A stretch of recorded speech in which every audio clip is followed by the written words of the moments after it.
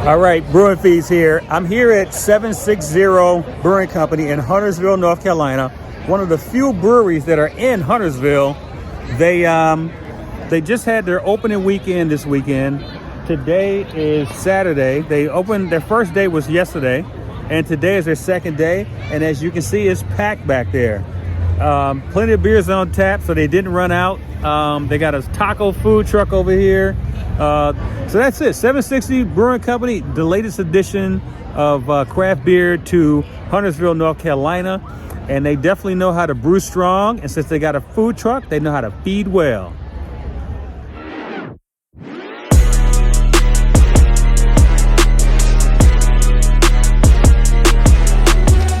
Yo, get the speaker box loud, hitting that stuff till you hearing that sound.